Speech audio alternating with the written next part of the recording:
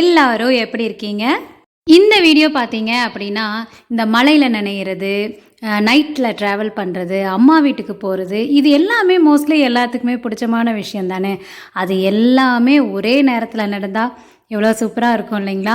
அந்த மாதிரி ஒரு இன்ட்ரெஸ்டான வீடியோ தான். ஸோ வீடியோவை ஸ்கிப் பண்ணாமல் பாருங்கள். பார்த்துட்டு பிடிச்சிருந்துச்சின்னா மறக்காமல் லைக் பண்ணிவிடுங்க. அப்படியே புதுசாக பார்க்குறவங்க சப்ஸ்கிரைப் பண்ணி பக்கத்தில் இருக்கிற பெல் பட்டனையும் ப்ரெஸ் பண்ணி வச்சுக்கோங்க. இப்போ வாங்க வீடியோக்குள்ளே போகலாம். சடனாக ஒரு 6:30 இருக்குங்க, ஈவினிங் டைம். ஹஸ்பண்ட் ஃபோன் பண்ணி ரெடி ஆயிரு, நான் வந்துட்டுருக்கேன், அம்மா வீட்டுக்கு போகலாம், போய் நாளைக்கு பையனை கூட்டிகிட்டு வரலாம் அப்படின்னு சொன்னார். சண்டே போயிட்டு பையனை கூட்டிகிட்டு வரலான்னு தான் பிளான் பண்ணியிருந்தோம். ஆனால் சடன் சர்ப்ரைஸாக நைட் ட்ராவல் பண்ணலாம் அப்படின்னாரு. நைட் ட்ராவல்னு சொன்னதையும் நீங்கள் நைட் ஃபுல்லாக அப்படின்னு நினச்சிடக்கூடாது. இங்கேருந்து ஒரு 2 மணி நேரம் இல்லைனா 3 மணி நேரம் தான். ஆனாலுமே அது சூப்பராக இருந்துச்சு. ஏன்னா லேசான ஒரு மழைத்துளி செம சூப்பராக இருந்துச்சுங்க. சொல்லவே முடியல, அந்தளவு சந்தோஷமாக என்ஜாய் பண்ணேன். அப்புறம் நம்ம எங்கே போனாலுமே லன்ச் ஆகட்டும், பிரேக்ஃபாஸ்ட் ஆகட்டும், டின்னர் ஆகட்டும், பாக்ஸில் பேக் பண்ணியே ஆகணும். ஸோ ராகி தோசையை சுட்டு தேங்காய் சட்னியும் அது மேலேயே ஊற்றிட்டு வந்தாச்சு. அப்படியே போக போக சாப்பிட்டுட்டோம்.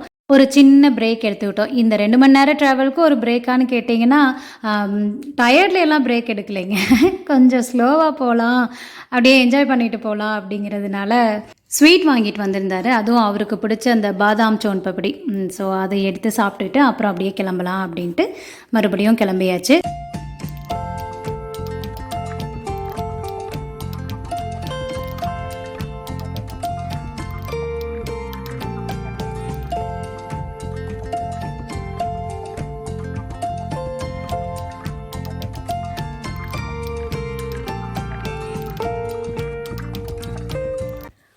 ஆஃப்டர் மேரேஜ் ஆகட்டும் இல்லை பிஃபோர் மேரேஜ் ஆகட்டும், நம்ம நிறைய பக்கெட் லிஸ்ட் வச்சுருப்போம்.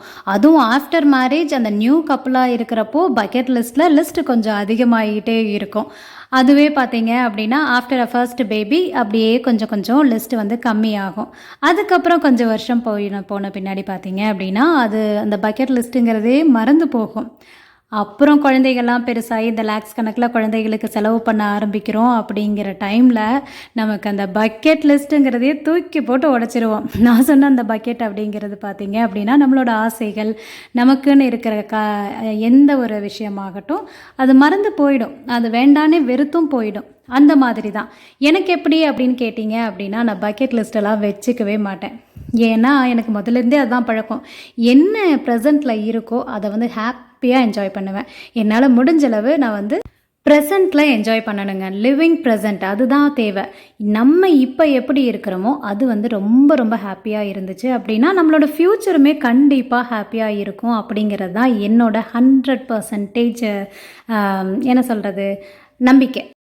ஓகேங்க, கதை பேசிகிட்டே அம்மா வீட்டுக்கு வந்தாச்சு. வந்ததையும் பையன் எதிர்பார்த்துட்டு இருந்தான்.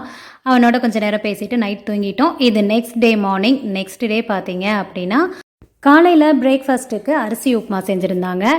என்னடா மாப்பிள்ளை பொண்ணெல்லாம் வந்திருக்காங்க, வீட்டில் அரிசி உப்புமான்னு நினைக்காதீங்க. ஏன்னா முன்னத்து நாள் கார் எடுக்கிறப்பவே ஹஸ்பண்ட் சொல்லிட்டாரு, அம்மாவை அரிசி ஊற வைக்க சொல்லி எனக்கு அடுத்த நாள் அரிசி உப்புமா வேணும் அப்படின்ட்டு. அம்மா செய்கிற அரிசி உப்புமா ஹஸ்பண்ட்க்கு ரொம்ப ரொம்ப பிடிக்கும்.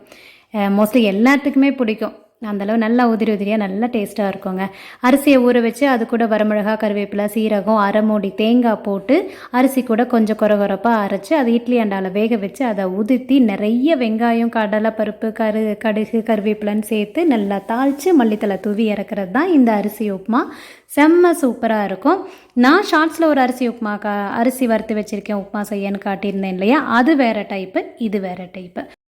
ஆனால் அப்பாவும் அம்மாவும் ரொம்ப வருத்தப்படுவாங்க. வர்றப்பெல்லாம் நான்வெஜ் எதுவுமே சாப்பிட மாட்டேங்கிறீங்க, இப்படியே ஏதாவது ஒரு ஐட்டம் கேட்குறீங்க. வெளியே யாராவது கேட்டாங்கன்னா கூட மாப்பிள்ளை வந்திருக்காங்க என்ன ஸ்பெஷல்னு கேட்டால் நாங்கள் அரிசி உப்புமான்னு சொல்கிறதுக்கு கூட கஷ்டமாக இருக்குது அப்படின்னு சொல்லுவாங்க. ஆனால் என் ஹஸ்பண்ட்க்கு அம்மா செய்கிற நிறைய ஐட்டம்ஸ் பிடிச்சதை செலக்டடாக அவரே முன்னத்தினாலே கேட்டுக்குவார். ஸோ அந்த வகையில் இன்றைக்கி அரிசி உப்புமா பிரேக்ஃபாஸ்ட்டுக்கு ரெடி. இது என்னோட பையனோட ஃபேவரட்டும் கூட. பார்த்திங்கன்னா என் பின்னாடி பெட்டில் தலையை தொங்கிட்டு விளையாண்டுருக்கான் பாருங்கள். ஸோ 2 பேருமே சாப்பிட்டு முடித்தோம். அவங்க எல்லாம் அதுக்கப்புறம் சாப்பிட்றோம் அப்படின்னு சொல்லிட்டாங்க. ஸோ நாங்கள் சாப்பிட்டு அப்படியே கொஞ்சம் நேரம் ரெஸ்ட் எடுத்தோம். அப்படி இப்படின்ட்டு பேசிக்கிட்டே டைம் போயிடுச்சுங்க. மதியம் பார்த்திங்கன்னா சாம்பார், ரசம்னு நான்வெஜ் எல்லாம் எதுவும் வேணான்ட்டோம், வெஜ்லேயே முடிச்சாச்சு. அம்மா பார்த்தீங்க அப்படின்னா, ஏதோ ஒரு வேலைய செஞ்சுக்கிட்டே தான் இருப்பாங்க. கொஞ்ச நேரம் கூட அவங்கனால சும்மா இருக்கவே முடியாது. ஆனா, இது ஒரு வகையில பார்த்தீங்கன்னா, அம்மாகிட்டேருந்து நான் கத்துக்கிட்டேன். என்னன்னா, அவங்கள எப்பவுமே அவங்க எங்கேஜ்டாவே வச்சுக்குவாங்க. உண்மையாவே இதுவும் ஒரு வகையான ஒரு சூப்பரான ஒரு ஐடியான்னு தான் சொல்லணும். நம்ம ஃப்ரீயா இருந்தோம்னு வைங்களேன், எதையாவது யோசிச்சுட்ருப்போம். நம்ம வந்து யோசிச்சே நெறைய கவலைகள சேர்த்து வச்சுக்குவோம். ஆனா, நம்மள எங்கேஜ்டா வச்சுக்கிட்டோம்னு வைங்களேன், ஒர்க்லயோ இல்ல எந்த பிடிச்சமான விஷயத்திலயோ, அது வந்து அந்த ஒர்க்கும் நல்லா நடக்கும். நம்மளோட மைண்டும் வந்து நல்லா இருக்கும். அப்படிதான் அம்மா வந்து அவங்கள எப்பவுமே எங்கேஜ்டா வச்சுக்குவாங்க. ஏதோ ஒரு வேலைய செஞ்சுக்கிட்டே இருப்பாங்க. நானும் மோஸ்ட்லி அப்படிதான். எனக்கு எந்த வேலையும் செய்ய முடியலைனாலும் கார்டனிங்காவது போய் செஞ்சுட்ருக்கணும்.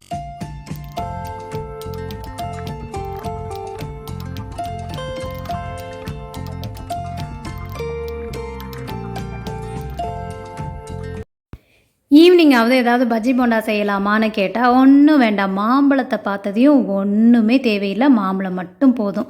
இந்த மாம்பழம் அறுக்கிறப்ப பார்த்தீங்க அப்படின்னா, நான் எங்க அப்பாவோட இதுதான் ஃபாலோ பண்ணுவேன். எனக்கு மாம்பழம் அறுக்கிறது பார்த்தீங்கன்னா பிடிக்காது தான். ஆனாலுமே வேற வழி இல்லாம சில டைம் அறுக்கிறப்போ, அ நான் அப்பா எப்படி அறுப்பாரோ அந்த மாதிரி. அதாவது அந்த தோல பார்த்தீங்கன்னா கட்டாகாம அறுக்கணும் அப்படின்ட்டு ரொம்ப ட்ரை பண்ணுவேன். அதில நம்மளோட பொறுமையும் இருக்கு இல்லையா? அதனால அந்த மாரி கட் ஆகாம இருக்கணும். அப்பா அப்படிதான் எல்லா மாம்பழத்தையும் அழகா அந்த தோல்லாம் கட் ஆகாம மாம்பழம் ஃபுல்லா கட் பண்ணி முடிச்சுருவாரு. ஸோ அந்த மாதிரி தான் பண்ணுவேன். இன்னைக்கு அதில ஒரு மாம்பழம் மிஸ் ஆயிடுச்சு. ஒரு மாம்பழம் அப்படியே தோல் கட் ஆகாம வந்துருச்சு. பெரிய சாதனை பண்ண மாரி ஒரு திருப்தி. ஆ ஓகேங்க. அறுத்து முடிச்சுட்டு கொண்டு போய் ஹஸ்பண்ட்க்கு குடுத்தாச்சு. ஏன்னா, அவர் எதுவுமே வேண்டான்ட்டாரு. நாங்க மட்டும் பொரி வறுத்து சாப்பிட்டோம். அப்புறம் இத முடிச்சுட்டு, சரி கொஞ்ச நேரம் அப்படியே வெளிய போலாம் அப்படின்னு கேட்டாரு. சரின்ட்டு வெளிய போலான்னு கெளம்புனோம். அப்புறம் பார்த்தா, அது என்னாச்சு, எங்கே போனோம் அப்படின்னு பாருங்க. அதாவது அத முன்னாடியே பிளான் பண்ணி போயிருந்தோம்னா கூட ஒரு அட்லீஸ்ட் ட்ரெஸ்ஸாவது சேஞ்ச் பண்ணிட்டு போயிருக்கலாம். எந்த இன்ஃபர்மேஷனும் குடுக்காம சும்மா அப்படியே அவுட்டிங் போலாம் வா அப்படின்னு கூட்டிட்டு போயிட்டு, கடைசியில என்னன்னாரு, அத்தை வீட்டுக்கு போலாமா, அதாவது எங்க சின்ன மாமியார் வீட்டுக்கு போலாமான்னு கேட்டாரு. எனக்கு எப்பவுமே சின்ன மாமியார் வீட்டுக்கு போறதுக்கு ரொம்ப பிடிக்கும். சரின்னு சொல்லியாச்சு. அப்புறம் இந்த ட்ரெஸ்லயே போறதான்னா, சரி ஓகே வேற வழி அப்படின்ட்டு வந்துட்டோம். இது வந்து எங்க சின்ன மாமியாரோட வீடு. கொழுந்தனார், என் சிஸ்டர், அவங்க பொண்ணுங்க எல்லாருமே இருக்காங்க. ஸோ வீடு பார்த்தீங்கன்னா, எங்க அத்தை பாருங்க, ரொம்ப சூப்பரா பச்சரிசிய ஊற வச்சு, அதில சூப்பரா கோலம் போட்டு வச்சுருக்காங்க. அவங்க பார்த்தீங்கன்னா, அம்மா மாதிரியே தான். ஏதாவது ஒரு வேலையில இருக்கணும் அவங்க. எப்படின்னு தெரில, இவங்கெல்லாம் வந்து ஃப்ரீயா இருக்கணும்னே நினைக்கவே மாட்டாங்களா என்னன்னு தெரியல. எங்க அத்தை வந்து சலிக்காம வேலை செய்வாங்க. யாராவது வந்துட்டாங்க அப்படின்னா, கொஞ்சம் கூட யோசிக்க மாட்டாங்க. போண்டா, பஜ்ஜின்னு எதையாவது செய்யறதுக்கு ரெடியா இருப்பாங்க. அவங்க கிட்டேருந்து எஸ்கேப் ஆகுறதுக்குள்ள எங்களுக்கு போதும் போதும்ன்னு ஆயிடுச்சு. அதில என்னன்னா, என் ஹஸ்பண்ட் அமைதியா நின்னுக்குவாரு. என்கிட்ட மட்டும் செய்ய வேண்டாம், வேண்டான்னு சொல்லிரு, வேணான்னு சொல்லிருன்ட்டு. அத்தை என்ன பிடிச்சு சத்தம் போட்டுக்கிட்டே இருப்பாங்க. ஒண்ணுமே சாப்பிடாம வந்துட்டு சும்மா போவீங்களா? அப்படின்ட்டு. எப்படியோ அப்படி இப்படின்ட்டு சொல்லி மாதுளம்பழம் ஜூஸ் மட்டும் குடிக்கணும் அத்தை, வேறு எதுவும் வேண்டான்னு சொன்னாலும் அவங்க அழுங்காமல் பேசிக்கிட்டே வெங்காயத்தை அறுக்கிறதுக்கே பார்த்துட்ருந்தாங்க. அதாவது பஜ்ஜி போண்டா ஏதாவது செய்யலாம் அப்படின்ட்டு. அதை நான் கவனித்து அவங்ககிட்ட இருந்து எஸ்கேப் ஆகிறதுக்குள்ளே எனக்கு போதும் போதும்னு ஆயிடுச்சுங்க. ரொம்ப பிரியப்படுவாங்க.